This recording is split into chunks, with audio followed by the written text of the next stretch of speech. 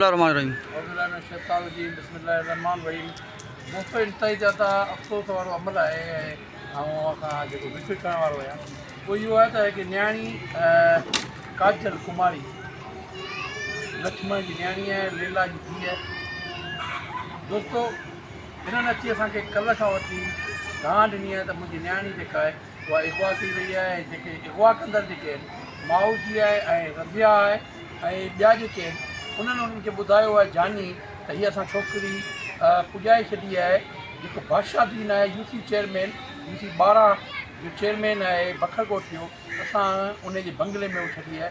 न्याणी जी उमिरि 10 खां 11 साल ऐं जेकॾहिं उहा उन वटि आहे त हीअ इंतहाई ज़्यादा संगीन मामिलो आहे ऐं वधंदड़ मामिलो आहे, ख़तरनाक। असीं अपील था करियूं बादशाहदीन खे बि ऐं ॿियनि खे बि अहिड़ो को बि मामिलो आहे त उन खां फौरी तौर ते उहो पोइ ते अची वञे जीअं न त सिंधी लेवल ते इशू थींदो, ख़तरनाक मसइलो थींदो। असांजी जेका न्याणी आहे उहा असांखे वापसि ॾिनी वञे। कंहिं बि सूरत में इहो अमल असीं बर्दाश्त न कंदासीं। हिननि जो ज़ाती बिरादरी जो जहिड़ो आहे, जेकॾहिं बिरादरी खणी तोखे ॾिनो आहे त तुंहिंजो को हक़ नथो बणिजे त तूं पाण वठो। असांखे इहो इतलाउ माउ जी आहे जानी ऐं हिननि ॿुधायो आहे हिननि खे जेके हिन जा माउ ऐं पीउ आहे इहे पिया ॿुधाइनि त इहो आहे। मूं बादशाहदीन सां राब्ते करण जी कोशिशि कई आहे पर राब्तो न पियो थी सघे। ऐं वीडियो जे ज़रिए सॼी सिंध खे ऐं बादशाहदीन खे तंबी थो करियां त महिरबानी करे असांजी न्याणी असांखे वापसि ॾिनी वञे, वालदेन जे हवाले कई वञे।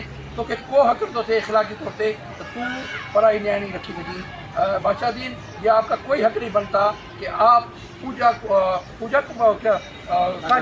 काजल कुमारी लक्ष्मण की बेटी को रखो, क्योंकि ये हमें इनके वालिदैन बता रहे हैं कि रज़िया जो आपकी ख़ास बता रहे हैं और माओ जी और जानी उन्होंने बताया है कि हमने बच्ची उठा के बादशाहदीन के घर पे पहुंचाइए।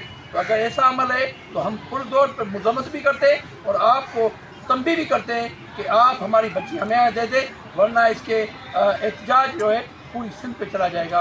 इंशाल्लाह मैं उम्मीद रखता हूँ कि आप इस पैगाम को सही तरीके से समझेंगे और हमारी बच्ची अपने वालिदैन के हवाले करेंगे। मेहरबानी। अस्सलाम वालेकुम व रहमतुल्लाहि व बरकातहू।